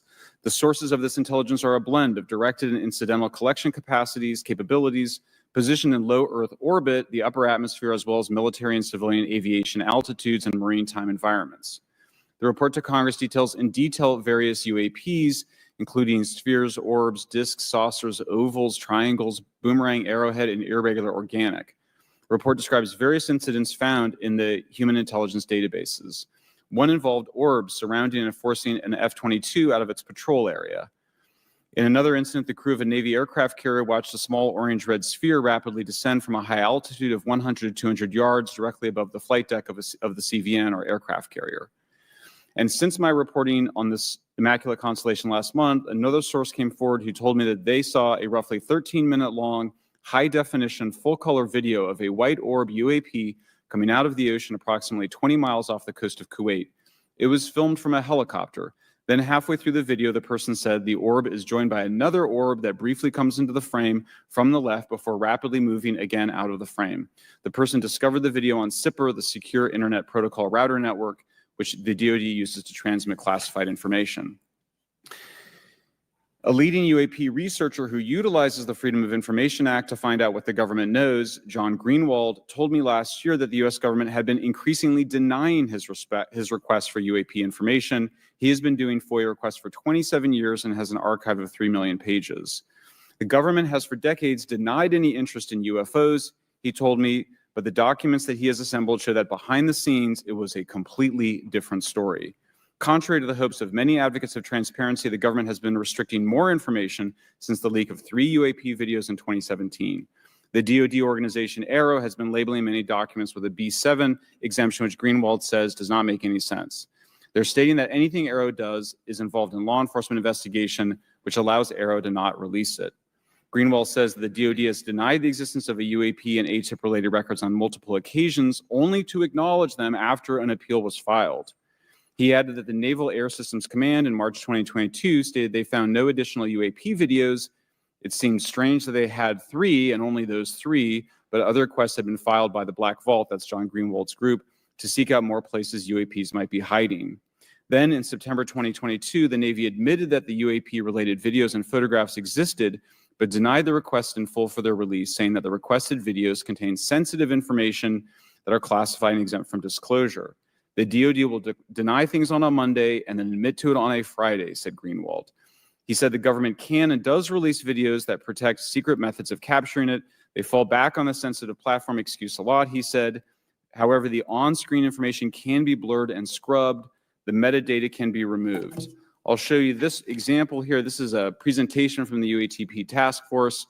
This is completely absurd. It's nuts, this level of censorship, of redaction on a document. It shows the redaction of how many reports they've collected, for how many years. 2 of the 3 potential explanations are blacked out. The Pentagon The intelligence community is treating us like children. It's time for us to know the truth about this. I think that we can handle it. Thank you very much. Thank you. I would now like to recognize Mr. Gold for 5 minutes. Thank you, Chairwoman Mace, Chairman Groffman, Ranking Members Connolly and Garcia, Representative Moskowitz, and distinguished members of both subcommittees. I'm grateful to all of you, as well as your intrepid staff, for the opportunity to testify, and would like to begin by discussing courage. Courage is what it takes to tackle this topic, and courage in the face of adversity is what I see in front of me, beside me, and behind me. Per my introduction, I am currently the Chief Growth Officer at Redwire Space and have had several leadership positions at NASA. That being said, I want to be clear that I am speaking exclusively on my own behalf and not for Redwire, NASA, or any other organization. However, I am here today to speak out for science. Science requires data, which should be collected without bias or prejudice. Yet, whenever the topic of UAP arises, those who wish to explore the phenomena are often confronted with resistance and ridicule. For example, members of the NASA UAP independent study team, particularly those in academia, were mocked and even threatened for simply having the temerity to engage in the study of UAP. Our best tool for unlocking the mystery of UAP is science, but we cannot conduct a proper inquiry if the stigma is so overwhelming that just daring to be part of a NASA research team elicits such a vitriolic response. Therefore, one of the most important actions that can be taken relative to exposing the truth of UAP is to combat the stigma. And this is where I believe that NASA can be eminently helpful. The NASA brand is synonymous with hope, optimism, and credibility. If you were to take a walk down the National Mall, you would immediately see the NASA logo on t-shirts, hats, and bumper stickers. Few federal agencies enjoy this kind of popularity. I've never seen anyone wearing an Office of Personnel Management t-shirt, which is why NASA could play such an influential role. Specifically, NASA could, with relatively little cost and effort, host symposia on UAP, or even just participate in existing panels examining the topic. NASA personnel stepping forward and participating in such discussions would make a powerful statement to the scientific community that UAP should be taken seriously and researched accordingly. In regard to research, NASA has vast archives, much of which may contain important UAP data. Again, for relatively little cost and effort, NASA could create an AI or ML algorithm that could search the agency's archives for anomalous phenomena. I suspect that such an effort would not only result in information that will help us to understand UAP, but could result in data that will assist in other areas of scientific inquiry, such as anomalous weather or meteorite activity. Beyond its existing archives, NASA could act as a clearinghouse for civilian and commercial UAP data. During my work on the UAP independent study team, it quickly became evident that there is no clear or well-publicized process for civilian pilots to report UAP sightings. The stigma associated with UAP hampers the number of pilots that would report such phenomena, but even for those who overcome the stigma, I believe the current FAA guidance is largely unknown and poorly understood. In order to effectively collect UAP data, the independent study team recommended the use of NASA's Aviation Safety Reporting System, or ASRS. This system, which is administered by NASA and funded by the FAA, provides a confidential means for the reporting of safety violations in a voluntary and non-punitive manner. Over 47 years, the ASRS has collected nearly 2 million reports. ASRS is the perfect tool to collect UAP data, which could then be collated by NASA and shared with the public at large. Leveraging ASRS could create a treasure trove of UAP data, potentially hundreds of thousands of reports, supporting this hearing's goal of exposing the truth. And I'm grateful to our two co-chairs and other members who have already incorporated this idea into proposed legislation. At this hearing, and as others have demonstrated, the UAP issue is justifiably dominated by national security and defense. However, I would urge the subcommittees to keep in mind the numerous ways that NASA and the FAA, as well as commercial activities in the air, in space, and in the water, can generate a massive amount of invaluable data on anomalous phenomena. I cannot help but be excited by the potential for such an endeavor, since scientific discovery is driven by anomalies. It's the existence and study of anomalies that led to the theory of relativity, quantum mechanics, and nearly all of humanity's scientific breakthroughs. This is why the study of UAPs should be embraced since whatever is occurring, the chance to garner new knowledge should never be ignored. We must be thorough in collecting information, fearless in making conclusions, and open to following the data, no matter how mundane or extraordinary the results may be. I began this testimony by praising the Joint Subcommittee members for their courage, and I will end by echoing that sentiment. As the saying goes, the truth is out there. We just need to be bold enough and brave enough to face it. Thank you. Thank you. Thank you all. I will now recognize myself for 5 minutes of questioning. I have a lot of questions and I have a lot of witnesses. So I would just ask if it's yes or no to please just tell me yes or no.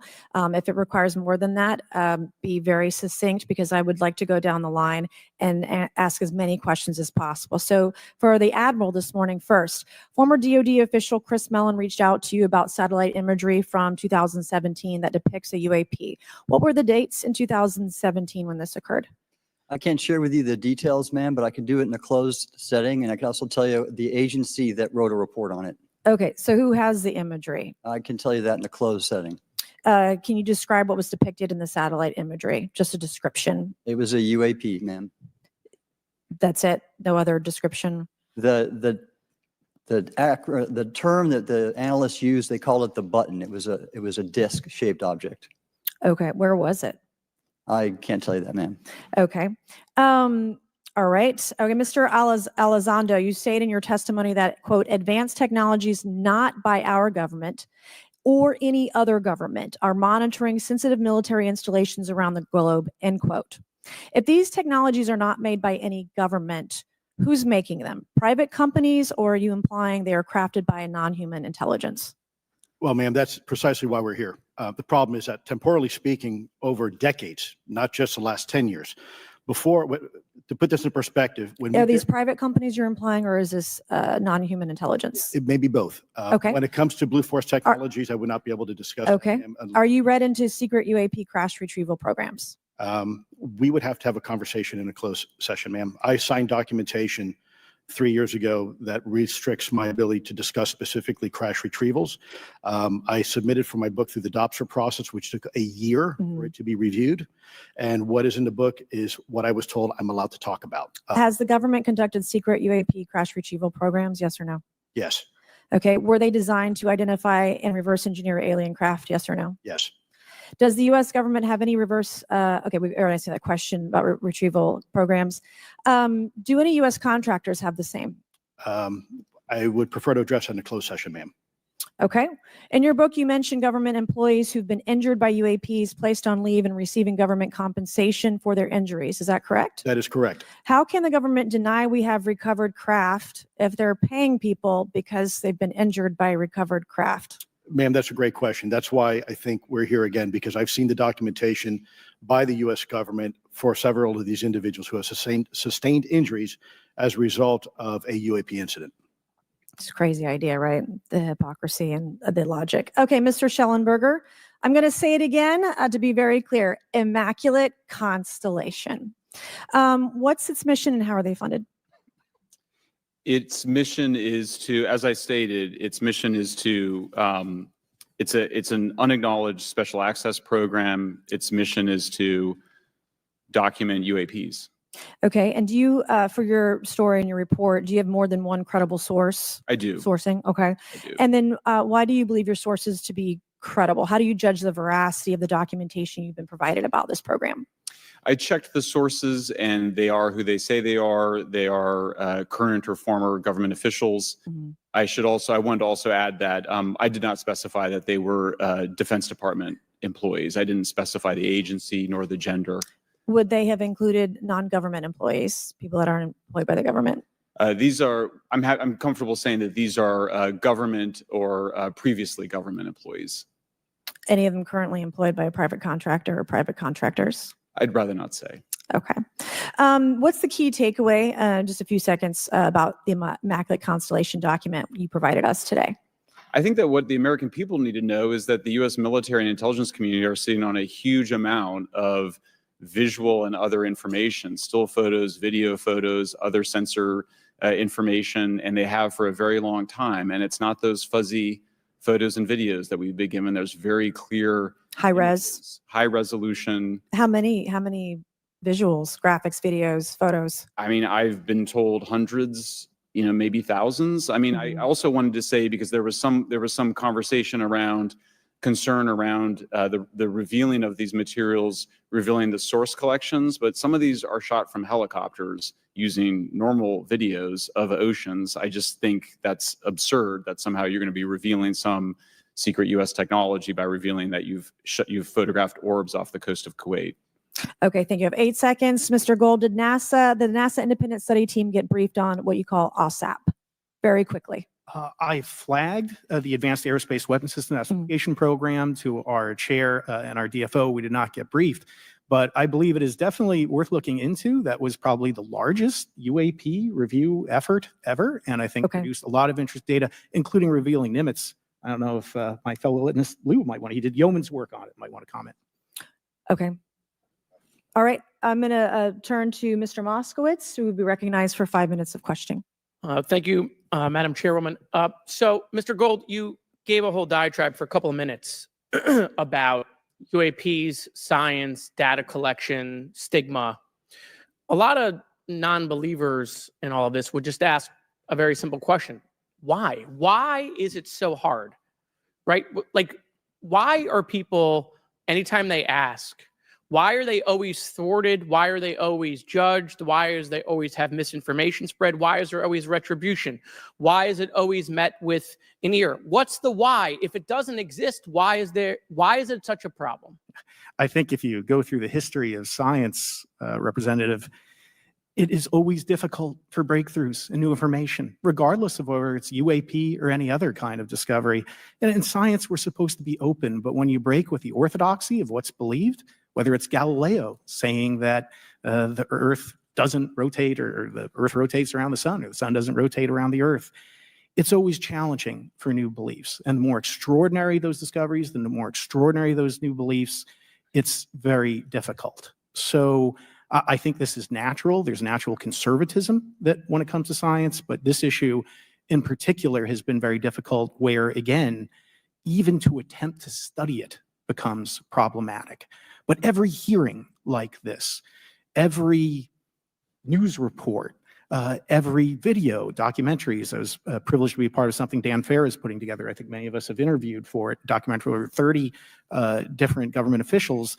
Every brick in the wall will help get us closer to getting to the truth. I appreciate that. Mr. Elizondo, did I have that correct? Sir. I'm a recovering lawyer, so I'm going to put my hat on for a second. You said you signed a document. Love that. Who gave that to you?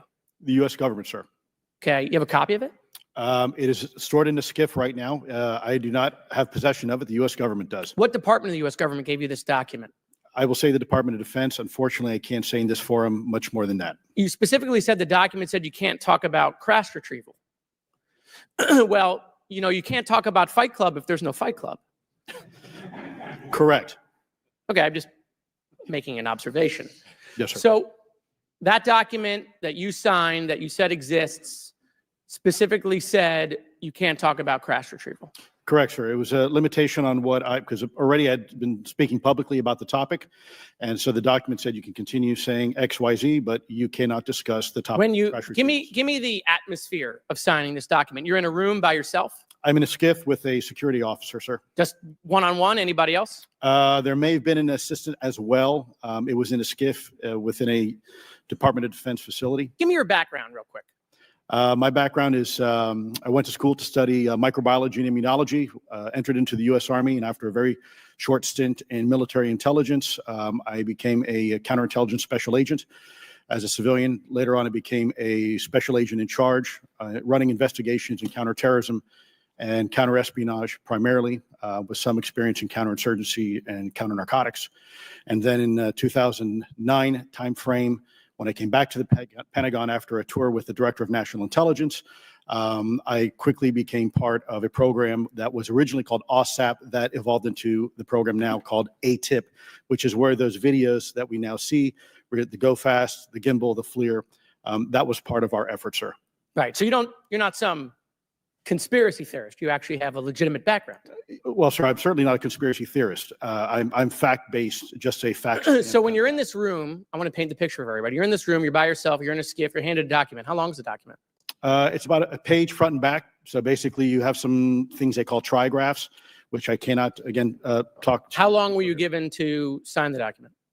As long as I needed, sir. And what if you didn't sign it?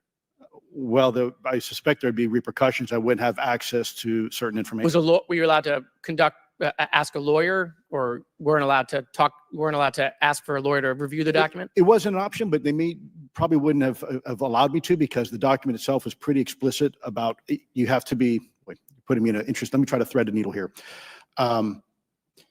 There are certain documents that we have in the U.S. government that allow people to have access to certain programs, whether it's a special, and I'm going to be very generic here, whether it's a special access program or a controlled access program, SAP, CAP, whatnot. How many people have to sign that document? It depends how many people are going to get access to the information, sir. Okay. Last question. Doctor, real quick, can you tell us about the Omaha incident in greater detail? I've read your background, right? Some people would label you as a member of the deep state since you worked in government for a long period of time. But can you tell us more about that incident? You've written a lot about that. I wrote a lot about incidents like it, Congressman, but that specific incident involved the USS Omaha, littoral combat ship of the U.S. Navy operating off Southern California. I don't remember the exact date. It was within the last decade. And what the watchstanders on the bridge observed was a UAP, again, something that was aloft but had no observable exhaust or control surfaces. So it was something that couldn't be explained. And then they saw it enter the water from the atmosphere and going through the air-sea interface. And so thus exhibiting transmedium travel. Thank you. I yield back. Thank you. I'll now recognize Mr. Grothman for 5 minutes of questioning. Yeah, we'll start with Mr. Gallaudet.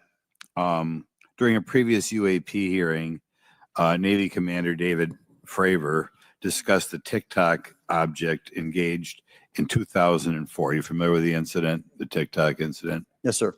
That's almost 20 years ago, right? Yes, sir. It's been said there are more videos, documents, and reports related to this incident. Do you believe the information regarding the TikTok incident should be available to all members of Congress? And in your expertise, what reason would the Department of Defense possibly have for not releasing information that's over 20 years old? Thank you, Congressman. I don't think there's any good reason to withhold information and important data, especially of national security concern from Congress. Well, what would they say? I will speculate, sir, that they don't want to share that kind of information because it reveals weaknesses in our ability to monitor and protect our airspace.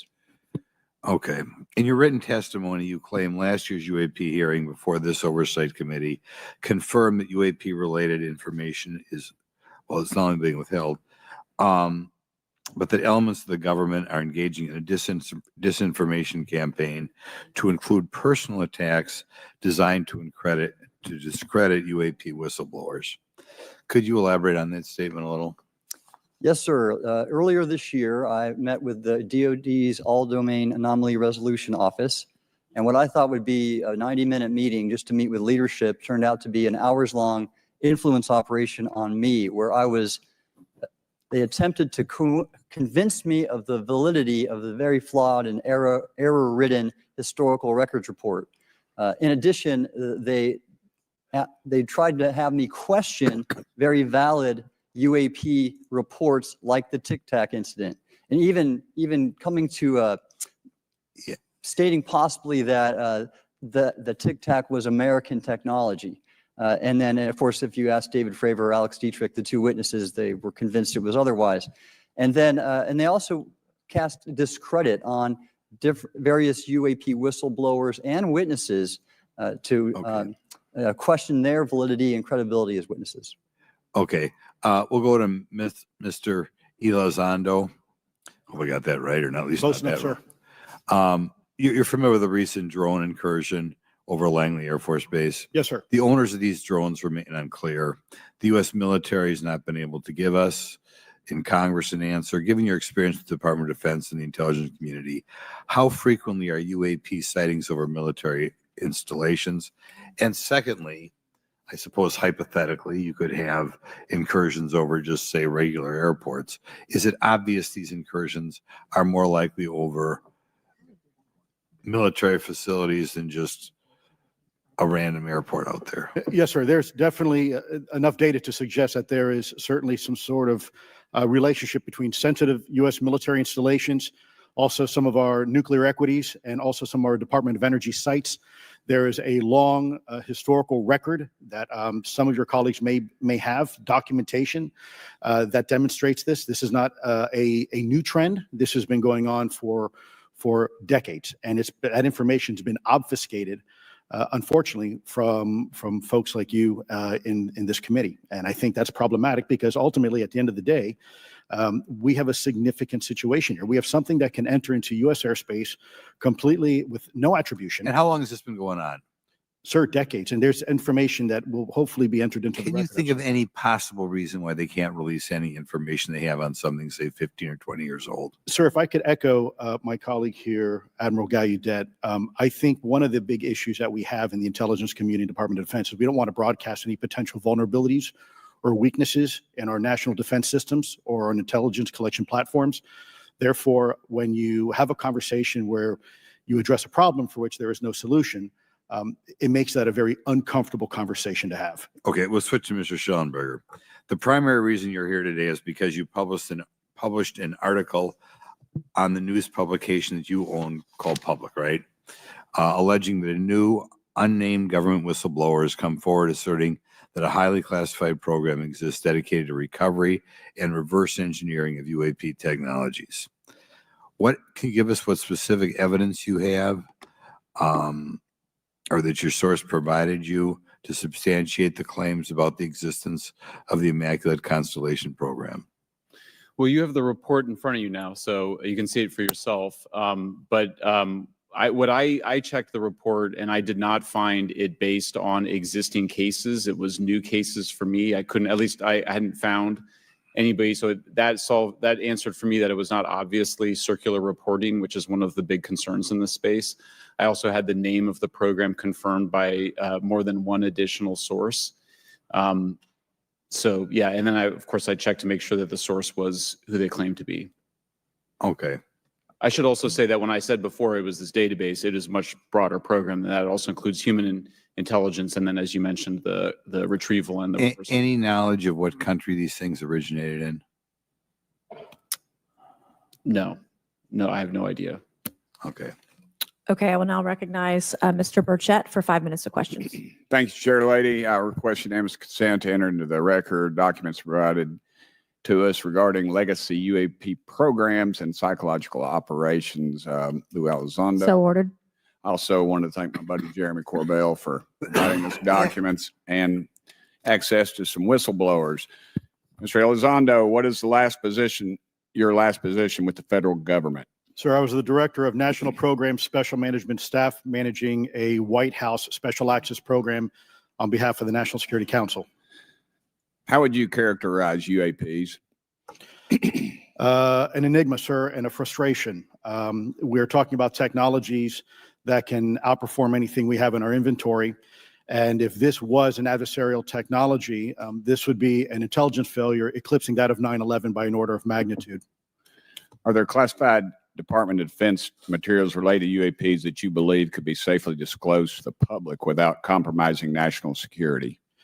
Yes, sir, I do. I would never, ever try to endorse providing some sort of information that could compromise what we call a blue force technology or capability. But I do believe there's a lot of information regarding this topic, and I've been very vocal about it, that should be shared not only with the public, but most importantly, with members of Congress. Are you familiar with my friend David Grush? Absolutely, sir. I had the privilege and honor of working with him myself several years ago at U.S. Space Force. Last year, as you know, he testified that the U.S. has run a multi-decade UAP crash retrieval and reverse engineering program. Would you agree with that? Yes, sir. Are there UAP programs operating without proper congressional oversight? 100%. What are they? Unfortunately, sir, I would have to have that conversation in a closed session. I know you said that, and a lot of people are frustrated with those kind of answers, but we're asking those kind of questions so you all know what the heck we're up against. You also mentioned in your opening statement that the Pentagon's Public Affairs Office employs a psychological operations officer as a singular point of contact for UAP-related inquiries. Why the heck would they do that? Sure, that's a great question. I would ask the Pentagon. There's a long history here of that individual providing misleading and false information to the public through various news outlets and media outlets in order to discredit this topic. I've personally been victim to it. We have the documentation to substantiate where this information has been absolutely inaccurate, that has been provided time and time again. And it turns out that that individual was also working with former leadership of Aero at the time as well. And we punish them by giving them multi-million dollars more than they ask for every year. Admiral Gallaudet, you mentioned in your opening statement